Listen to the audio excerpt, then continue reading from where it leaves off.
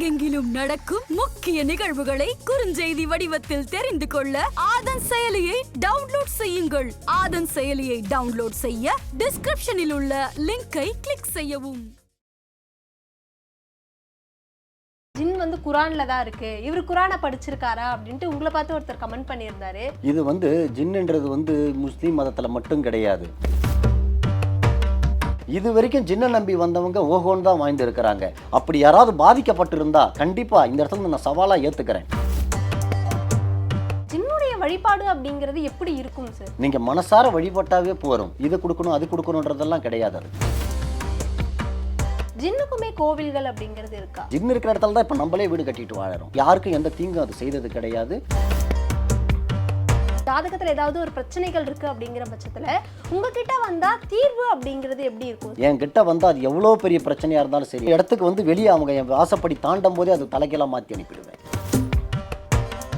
வாஸ்து சரியில்லை, அதை சரியில்லை, வீட்டை உடைக்கிறது அதெல்லாம் ரொம்ப தவறான செயல். நான் ஒரே ஒரு பொருள் தருவேன், அது வீட்டு வாசல்ல கட்டி விட்டுட்டா போறோம். அந்த நிமிஷமே அந்த கணமே. ஆன்மீகம் நேயர்களுக்கு ஷாம்லாவின் அன்பு கலந்த வணக்கங்கள். முக்கிய தகவல்களை குறுஞ்செய்தி வாயிலாக தெரிந்து கொள்ள ஆதன் செயலியை டவுன்லோட் பண்ணுங்க. அதற்கான லிங்க் இந்த வீடியோக்கு கீழே டிஸ்கிரிப்ஷன்ல இருக்கு.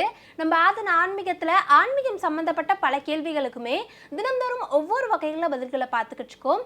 அந்த வகையில இன்னைக்கு நம்மோடு யார் இணைஞ்சிருக்காங்க அப்படின்னு பாத்தீங்கன்னா ஜின் பார்த்திபன் சார் அவர்கள் தான் இன்னைக்கு நம்மோடு இணைஞ்சிருக்கிறாரு. இவர்கிட்ட நிறைய விஷயங்களை பேச போறோம். வணக்கம் சார். வணக்கம். ஏற்கனவே உங்களோட வீடியோவில் ஒருத்தர் கமெண்ட் பண்ணியிருந்தாரு, ஜின்னை பற்றி இவர் பேசுகிறாரு, ஜின் குரானில் தான் இருக்குது, இவர் குரானை படிச்சிருக்காரா அப்படின்ட்டு உங்களை பார்த்து ஒருத்தர் கமெண்ட் பண்ணியிருந்தாரு.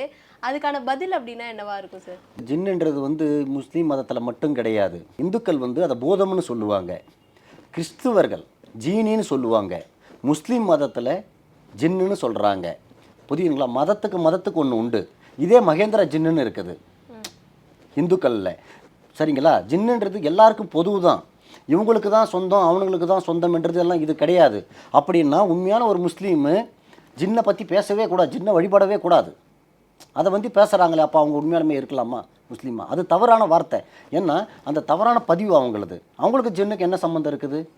அவங்க குரானை பற்றி பேசணுமா தவிர அவங்க அல்லாவை பற்றி பேசலாம். ஜின்னை பற்றி எதுக்காக பேசுகிறாங்க? அது என்கிட்ட நேரடியாக, ஏன்னா உங்களுக்கு அந்த சக்தி இருக்குதுன்னா உங்களால் எல்லாம் ஜின்னை கட்டுப்படுத்த முடியும், போகுது வர முடியும், சக்தி இருக்குதுன்னா நீங்கள் டைரெக்டாக என்ன கட்டுப்படுத்தலாமே. மீடியாவில் புலம்பக்கூடிய காரணம் என்ன? என்னையும் ஜின்னு கட்டுப்படுத்த முடியல.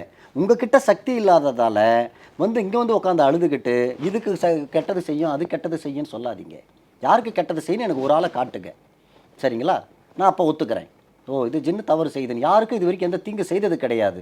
இவங்களால் நேரடியாக மோத முடியாததில் மக்களுக்கு தவறான கருத்துக்களை திணிக்கிறாங்க. மக்களுக்கும் தெரியும் இது ஜின்னை பற்றி பேசக்கூடிய ஒன்றுமே கிடையாது அவங்களுக்கு. அவங்க என்ன குரானை படிங்க, உங்கள் வழிபாடை நீங்கள் நடத்துங்க, எங்கள் வழிபாடை நாங்கள் நடத்துகிறோம். இப்போ ஜின்னுக்கு உங்களுக்கு என்ன இருக்குது? ஏன் அதை பற்றி நீங்கள் பேசுகிறீங்க? அது தவறு தானே. அது உங்கள் வழிபாடை நான் பற்றி நான் பேசுகிறேன்னா இல்லை, எந்த வழிபாடை பற்றி யாரும் பேசவும் கூடாது. அது ரொம்ப தவறான வழிபாடு. அது கருத்து. அது அவங்க பேசுகிறாங்கன்னா மூளை இல்லாமல் ஏதோ ஒன்று சொல்லி மக்களை திசை திறப்ப பார்க்குறாங்க. தவறான பதிவு. ஆனால் ரீசெண்டாக நான் கூட ஒரு சிலவரோட வீடியோ பார்த்துருந்தேன். அதில் ஜின் லிட்டராக ரத்தம்லாம் குடிக்கும், அதை வழிபடுறதுக்கான முறைகளே வேற, அதை வழிபடக்கூடாது அப்படிங்கிற மாதிரி நிறைய விஷயங்களை பார்த்துருந்தேன். அது எந்த அளவுக்கு ஐயா உண்மை? அவர் தினமும் ராத்திரியில் உட்காந்துக்கிட்டு பக்கத்தில் ஊற்றி கொடுக்குறாரு ஜின்னுக்கு ரத்தத்தை. அவர் சொல்கிறார், ஜின்னை வழிபடுற நாங்கள் தான்மா சொல்லணும் ஒரு தவறு நடக்குது, என்ன கேட்குது போகுதுன்னு. உங்களுக்கும் ஜின்னுக்கு சம்மந்தமே இல்லைன்றீங்க. அது ரத்தம் குடிக்குது, பிஸ்கெட் சாப்பிடுது, பால்கோவா சாப்பிடுதுன்னு தவறான கருத்து. மக்களை மனசை உடைக்கிறதுக்காக செய்கிறாங்க. எந்த இடத்துல எங்கே போய் எத்தனை பேர் ரத்தம் குடிச்சிருக்குது அது இவங்க பார்த்துருக்குறாங்க? ஒரு ஆளை காட்ட சொல்லுங்கள். சரிங்களா? அது எப்படின்னா இப்போ அவங்களுக்கு வியாபாரம் ஆகலை.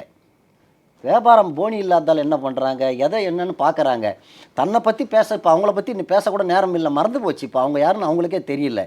இப்போ என்ன மட்டும்தான் தெரியும், ஜின்னை மட்டும்தான் தெரியும். ஏதோ ஒரு தவறான பதிவு போடுறது. இப்போது வரக்கூடிய திரைப்படங்கள் எல்லாமே பேய், இந்த வசியம், நிறைய விஷயங்களை வச்சு வருது. அதே மாதிரி ஜின்னை வச்சுமே ஒரு சில படங்கள் வருது. அதில் உண்மையாகவே அந்த ஜின் அப்படிங்கிற விஷயத்த கரெக்டாக தான் காமிக்கிறாங்களா? ஆமாம், எப்போயுமே சரிம்மா. ஜின்னை வச்சு படங்கள் நிறைய எடுத்துருக்கிறாங்க, வந்திருக்குது. சமீபத்தில் சுந்தர் சி சார் இருட்டுன்னு ஒரு படம் எடுத்திருக்கிறாரு. அது நல்லபடியாக போயிருக்குது. என்னென்னா ஒரு படத்தில் எதுவுமே கொஞ்சம் மிகைப்படுத்தி காட்டுவாங்க, இல்லை கொஞ்சம் கரைவாக தான் காட்டுவாங்க. ஒரு முழுக்க அதை பற்றி நம்ம எதாலையும் காட்ட முடியாது. ஒரு ஃபேமிலி சப்ஜெக்ட் எடுத்தால் கூட அதை அப்படி தான் காட்டணும் அவங்க. ஏன்னா அது ஸ்டோரி. ஆனால் உண்மையாலுமே ஜின்னை வச்சிருக்கிற எங்களுக்கு தான் தெரியும் என்னென்ன ஜின்னோட செய்கைகள் என்னென்ன செய்யும்னு. இது வரைக்கும் ஜின்னை நம்பி வந்தவங்க ஓஹோன்னு தான் வாழ்ந்து இருக்கிறாங்க. ஒருத்தவங்க கூட கெட்டது கிடையாது. நான் சொல்லுவேன் எந்த இடத்துல ஒன்றாலும் அப்படி யாராவது பாதிக்கப்பட்டிருந்தா கண்டிப்பாக இந்த இடத்துல நான் சவாலாக ஏற்றுக்கிறேன்.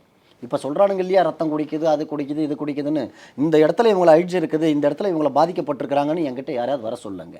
கெட்டது இப்போது ஏவல் மூலயமா எவ்வளோ பேர் பாதிக்கப்படுறாங்க. அதை எடுத்து இதில் சேர்க்கக்கூடாது. சரிங்களா? பேய், பிசாசு, சூனியம், காத்து, கருப்புன்னு நிறைய உண்டு. எடுத்தது ஜின்னு தான் கெடுக்குதுன்னு சொல்லக்கூடாது. அது ரொம்ப தவறான கருத்து. நீங்க உங்ககிட்ட வர கிளைண்ட்ஸ் எல்லாருக்குமே வந்து ஜின்னுடைய சிலை கொடுத்து அனுப்புவீங்கன்னு கண்டிப்பா. அது எதுக்காக சார் அந்த விஷயம் பண்றீங்க? ஆமா, இப்போ அவங்களுக்கு வந்து அதை கொடுத்தோம்னா அவங்க என்ன மனசுல இருக்கிறத சொல்லி தான் அவங்க வைக்கணும். புரியுதுங்களா? அதை எடுத்துகிட்டு போய் அவங்க தலையை சுற்றி வைக்கும் போதோ இல்லை வீட்டில் வச்சு அவங்க வழிபடும் போதோ அவங்களுக்குள்ள வேதனையை அவங்களுக்கு தெரியப்படுத்தணும். அதுக்காக தான் நான் அவங்க கிட்ட கொடுக்கறது. அப்படி எடுத்து இப்போ இந்த 25 வருஷமாக எடுத்துகிட்டு போனவங்க யாருமே ஒரு சின்ன கருத்து கூட நமக்கு மனசு வருத்தமாக பேசுனது கிடையாது. எங்களுக்கு பொதுவாக சொல்கிறேன், எங்களுக்கு ஆபத்து அது இதுன்னு யாருமே சொன்னது கிடையாது. ஏன் நல்லாதான் போயிட்டு வந்து மீண்டும் மீண்டும் என்கிட்ட வராங்களா, என்ன காரணம்? அப்படி ஆபத்து நடந்தால் வருவாங்களா? முதல்ல எந்த ஒரு ஆளாக இருக்கட்டும், சரிங்களா, எந்த ஒரு தொழில் செய்கிறவனா இருக்கட்டும், தான் கிளைண்ட்டுக்கு ஆபத்து தரவன் ஒரு தொழில் செய்வானா? இப்போ நீங்க சொல்லியிருந்தீங்க வீட்டில் ஜின்னை வச்சு வழிபாடு பண்ணுவாங்க அப்படின்ட்டு. எப்படி பண்ணணும்? உண்மையாவே சிலைகளை வீட்டில் வச்சு ஜின்னுடைய சிலையெல்லாம் கிடையாதுமா. அது நீங்கள் இடத்துக்கு வரவங்க நான் ஒரு நாளைக்கு நான் இதை காட்டுறேன். நான் பல மீடியாக்களில் காட்டியிருக்கிறேன். ஜின்னை வந்து இப்போ காட்டியிருக்கிறேன், பல இடத்துல காட்டியிருக்கிறேன். அதை வந்து வழிபடுறதால வந்து நமக்கு பாதிப்போ கீதிப்போ எதுவும் கிடையாது. அப்படி இருந்தால் நான் கொடுப்பேனா? நாளைக்கு ஒரு பாதிப்பு வந்தால் எங்கே வந்து கேட்போங்க? என்கிட்ட தானே வருவாங்க, மற்றவங்க கிட்ட போய் கேட்க போகிறது கிடையாது. அப்படிலாம் எதுவும் கிடையாதுமா. எடுத்துகிட்டு போகிறவங்க எல்லாம் நல்லா தான் இருப்பாங்க. அதை நான் நம்ம மீடியாவுக்கு ஒரு நாளைக்கு காட்டுவேன். நான் கண்டிப்பாக ஜின்னுடைய வழிபாடு அப்படிங்கிறது எப்படி இருக்கும் சார்? ஒன்றும் இல்லைங்கம்மா. இப்போ நீங்கள் எப்படி உங்கள் கடவுளை வழிபடுறீங்க, அதே தான் நீங்கள் மனசார வழிபட்டாவே போகிறோம். இது கொடுக்கணும் அது கொடுக்கணுன்றதெல்லாம் கிடையாது. அதுக்கு இந்த ஜின் எந்த இடத்துல இருந்தது சார்? முதல்ல இப்போ ஒவ்வொரு தெய்வங்களுக்குமே ஒரு ஒரு கோவில்கள் அப்படிங்கிற மாதிரி இருக்கு, ஜின்னுக்குமே கோவில்கள் அப்படிங்கிறது இருக்கா? அம்மா, ஜின்னுக்கு வந்து கோவில்ன்றது கிடையாதுமா. ஆனால் ஜின்கள் வந்து பாடடைஞ்ச இடம், குகைகள், மலைங்க, எல்லா இடத்துலையுமே ஜின் இல்லாத இடமே கிடையாது. கோவிலாவது ஒரு சில குறிப்பிட்ட இடத்துல தான் இருக்கும். சரிங்களா? ஜின் இல்லாத இடமே கிடையாது. ஆனால் யாருக்கும் இது பாதிப்பே கொடுக்காது. எல்லா இடத்துலையும் பங்களாவிலையும் இருக்கும், வீடுகள்லையும் இருக்கும், நிறைய இடத்துல இருக்கும். யாரையும், ஏன்னா காடெல்லாம் தான் இன்றைக்கி ஃப்ளாட் போட்டு எல்லாம் வீடு கட்ட ஆரம்பிச்சிட்டோமே. அதனால் ஜின் இருக்கிற இடத்துல தான் இப்போ நம்மளே வீடு கட்டிட்டு வாழறோம். ஆனால் யாருக்கும் எந்த தீங்கும் அது செய்தது கிடையாது, யாருக்கும் எந்த பாதிப்பும் அது கொடுத்தது கிடையாது. இப்போ இந்த இடத்துல ஜின் இருக்கு அப்படின்னா அது எப்படி சார் உணர்றது? அது உணர்றது கிடையாதுமா. அது எப்படி சொல்கிறதுனாக்கா, நமக்கு அதனால் எந்த பாதிப்பும் வராது. அதே இந்த இடத்துல ஜின் இருக்குன்றது எப்படி நம்ம காட்டலான்னாக்கா, உங்களுக்கு ஏதாவது பிரச்சனை இருக்குதுன்னா அது மீட்டு தரும். அதுலேயே நீங்கள் உணர்ந்துக்கலாம். அது நான் கொடுக்குற ஜின்னை வச்சிங்கன்னா உங்களுக்கு அது உணர முடியும். இப்போ மாந்திரிகம் அப்படிங்கிற ஒரு விஷயம் இருந்தாலே, மாந்திரிகர் அப்படின்னாலே கேரளாவில் இருக்கிறவங்களா தான் இருப்பாங்க. மாந்திரிகர் அப்படின்னா அது உங்களோட பார்வையில் எப்படி இருக்கு சார்? அது என்னம்மா இது? நான் என்ன சொல்கிறேன், கேரளாவுக்கு எது எதோ ஃபேமஸாக எது எதோ சொல்லக்கூடியது நிறைய உண்டு. ஆனால் அதுதான் ஃபேமஸ்ன்னு எப்படி சொல்ல முடியும்? இன்றைக்கி முஸ்லீம் மட்டும்தான் கறி கடை வச்சுருந்தாங்க, இன்றைக்கி அப்படியா இருக்குது நாட்டில்? ஒரு கட்டட வேலை ஒரு சமூகத்தினர் மட்டும்தான் செய்தாங்க, இன்றைக்கி அப்படியா நடக்குது? எல்லாமே சினி ஃபீல்டில் ஒருத்தவங்க தான் இருந்தாங்க, இன்றைக்கி எல்லாம் நிறைய வந்துடல. அந்த மாதிரி எவ்வளோ உண்டுமா. இதை வந்து காலப்போக்கில் கேரளான்றாங்களா தவிர மற்றபடி அது தவறான கருத்து. அது நிறைய உண்டு. ஏன் எகிப்தில், நேபாளில் அவங்க என்ன கேரளாக்காரங்களா? ஃபேமஸானது நேபாளில். மாந்திரிகத்தை பற்றி தெரியாதவங்க அதை நினச்சிக்கிறது கேரளான்ட்டு. வடநாட்டில் அதிகம். சரிங்களா? அரபு கண்ட்ரியில் இருக்குது ஜின்ன மாந்திரிகம் நிறைய இருக்குது. சரிங்களா? எகிப்தில் அந்த மாதிரி பல கண்ட்ரியில் உண்டுமா. இப்போ ஜின்னை பற்றி நிறைய என்கொயரிஸ் உங்ககிட்ட வரும், இந்த மாதிரி இந்த பிரச்சனை இருக்குது இந்த பிரச்சனை இருக்குது அப்படின்னு. இப்போ இந்த பிரச்சனைகளில் நான் அதிகமாக கேட்ட ஒரு கேள்வியை என்கிட்ட கேட்குறாங்க, இந்த பிரச்சனைக்காக நிறைய பேர் வராங்க அப்படின்னா அது என்ன பிரச்சனையாக இருக்குது சார்? இப்பொழுதுக்கு வந்து பார்த்திங்கன்னா, விரும்புகிறவங்க தன்னை ஏமாத்திடுறது, நம்ப வச்சு ஒரு ஆண் ஆகட்டும் பெண்ணை ஏமாத்திடுறாரு, பெண்ணை வந்து ஆணை ஏமாத்திடுறாரு, கடன் கொடுத்தவங்க இப்போ ஏமாந்து போய் நிற்கிறாங்க. அந்த மாதிரி பிரச்சனைகளுக்கு நிறைய வருவாங்க. அடுத்தது தொழில் நஷ்டத்துக்கு நிறைய வருவாங்க. பிள்ளைங்க குடிக்கு அடிமையாயிட்டாங்க, என் கணவர் அடிமையாயிட்டாரு, அந்த மாதிரி நிறைய விஷயங்களுக்காக வருவாங்க. அந்த கிளைண்ட்ஸ் எல்லாம் ஒரு ஃபீட்பேக் கொடுப்பாங்களே சார், அந்த பிரச்சனையிலேருந்து வெளியே வந்த பிறகு அந்த ஃபீட்பேக்கை கேட்கும்போது உங்களுக்கு என்ன மாதிரியான விஷயங்கள் தோணும் சார்? எனக்கு எந்த மாதிரி விஷயங்களும் தோணாது. ஏன்னா நம்ம தெரிஞ்சு தானே இதை செய்கிறோம். இப்போ ஒரு தெரியாத விஷயத்த நம்மக்கிட்ட வந்து அதுக்கு வந்து நம்மக்கிட்ட சொன்னாக்கா நமக்கு அது ஒரு பெருசாக தெரியலாம். நமக்கு வந்து அப்படி கிடையாது. இதை முடிச்சிடுறோம், முடிச்சு கொடுக்கணும். அதான் நம்மளுடைய வேலை. இதெல்லாம் வந்து எதையுமே நம்ம எதிர்பார்க்கக்கூடாது. எதை பற்றி பெருசாகவும் எடுத்துக்கக்கூடாது. இல்ல ரொம்ப இப்போ ஒரு சில விஷயங்கள் வந்து அவங்க வாழ்க்கையில ரொம்ப கஷ்டப்பட்டிருப்பாங்க.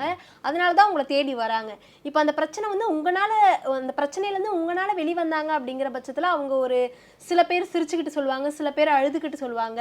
அந்த டிஃப்ரெண்ட் ஆஃப் ஒப்பீனியன்ல இருந்து எமோஷன் வரைக்கும் எல்லாமே டிஃப்ரெண்ட்டாக இருக்கும். ஸோ அதை உங்களுக்கு பார்க்கும்போது நம்ம இந்த மாதிரி ஒரு நல்ல விஷயம் பண்ணியிருக்கோம் அப்படின்னு தோணும்ல சார், அந்த மாதிரி கேட்குறேன். அவங்க அழுதுகிட்டு சொன்னாலும் சரி, சிரிச்சுக்கிட்டு சொன்னாலும் சரி, அவங்க கண்ணில் தெரியுது பாரு அந்த சந்தோஷம், அதுதான் எனக்கு வேணும். நான் நல்லா இருக்கிறேன்னு சொல்கிறாங்க பாருங்கள், அந்த ஆனந்தம் தான் எங்களுக்கு தேவை. நிறைய பேருக்கு இந்த ஜாதகத்துல சனி பிறந்துருச்சு, குரு பெயர்ச்சி, அந்த மாதிரி நிறைய பெயர்ச்சிகள் வரும். முக்கியமா சனி பெயர்ச்சி வந்ததுன்னா ஒரு 7.5 வருஷத்துக்கு அவங்கள ஆட்டி படைக்கும் அப்படின்னே சொல்லலாம். முக்கியமா இந்த மாதிரி சனி பெயர்ச்சி, இந்த மாதிரி ஜாதகத்துல ஏதாவது ஒரு பிரச்சனைகள் இருக்கு அப்படிங்கிற பட்சத்துல உங்ககிட்ட வந்தா தீர்வு அப்படிங்கிறது எப்படி இருக்கும் சார்? இந்த ஜாதகம்ன்றது அதுன்றது வந்து அவங்க நம்பிக்கையே நான் எதுக்கும் சொல்ல விரும்பலை. ஆனால் என்னுடைய கருத்தை என்ன சொல்ல வரேன்னா, ஜாதகத்தில் ஒரு கஷ்டம் இருக்குது, 7.5 வருஷம் நீ இருந்தாகணும், சனி பிடிக்குதுன்னாக்கா 7.5 வருஷம் ஒரு மனுஷன் நீங்கள் தாங்குவீங்களா? ஒரு 7 நாள் ஒரு கஷ்டம் வந்தாவே தாங்கிறது கஷ்டம் இல்லைங்களா? ஒரு 7.5 வருஷம் ஒரு மனிதனால் எப்படி தாங்கிட்டு இருக்க முடியும்? அதெல்லாம் அப்படி கிடையாதும்மா. அதை உடனே சரி பண்ணி அதை உடனே மாற்றி கொடுக்கணும். சரிங்களா? 7 நிமிஷம் கூட என்கிட்ட விட மாட்டேன் நான். 7.5 வருஷம் இல்லை, 7 நாள் இல்லை, என்கிட்ட வந்து அது எவ்வளோ பெரிய பிரச்சனையாக இருந்தாலும் சரி, அவங்களுக்கு எவ்வளோ இருந்தாலும் என் உள்ள இடத்துக்கு வந்து வெளியே அவங்க என் வாசப்படி தாண்டும் போதே அது தலைக்கெல்லாம் மாற்றி அனுப்பிடுவேன். இதுக்கு வந்து நாள் கணக்கெல்லாம் கிடையாது. என் இடத்துல கால் எடுத்து வைக்கும் போதே அதை நான் சரி பண்ணி கொடுத்துருவேன். எவ்வளோ பேருக்கு சரி பண்ணி தான் கொடுத்துட்ருக்கேன், நல்லபடியாக தான் இருக்கிறாங்க. இப்போது ஜாதகத்தில் வந்து இப்போது ஒருத்தவன் நல்லா இருக்கிறான், மாந்திரிகர் நினச்சா அதை உடச்சி அவனுக்கு அழிக்க முடியுமே? ஏன் ஜாதகத்தில் நல்லா இருக்குது, இருக்க வேண்டியது தானே?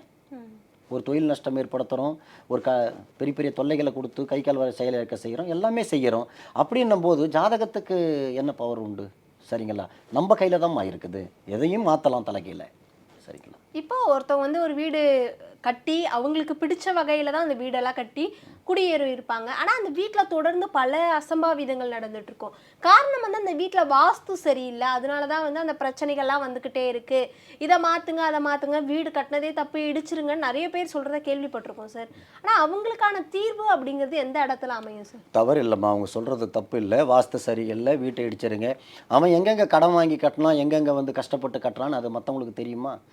அப்படியெல்லாம் செய்கிறது ரொம்ப தவறான செயலுமா. வாஸ்து சரியில்லைன்னு ஒரு 2 கோடி ரூபா கடன் வாங்கி கட்டுற வீட்டை நீங்கள் அடிச்சிருவீங்களா? அதுக்காக நம்ம பரிகாரம் பண்ணிகிட்டு இருக்கிறோம். அவன் என்ன மாடலில் கட்டி எப்படி இருந்தாலும் அந்த கஷ்டத்தை அங்கேருந்து நீக்கணும். சரிங்களா? அது எவ்வளோ பெரிய பிரச்சனையாக இருந்தாலும் சரி. இப்போது கர்நாடகாவில் ஒரு வீட்டில் வந்து ஒரு ஆண்கள் வந்து அந்த வீட்டில் வந்து ரொம்ப உடல்நிலை பாதிக்கப்பட்டு ஒன்று பின்னாடி ஒன்றா இறந்துக்கிட்டே இருந்தாங்க.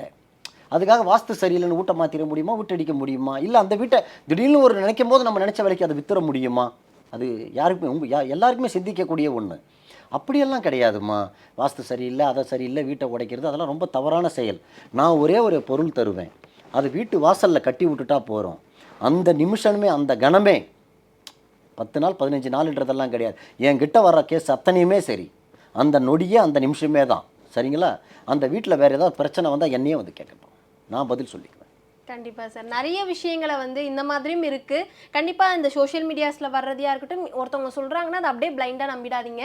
அதுக்கு பின்னாடி உண்மையான விஷயங்கள் பல இருக்குது அப்படிங்கிறத உங்களோட நேரத்தை செலவு பண்ணி நம்மளோட நேயர்களுக்காக சொல்லியிருந்தீங்க. ரொம்பவே நன்றி சார்.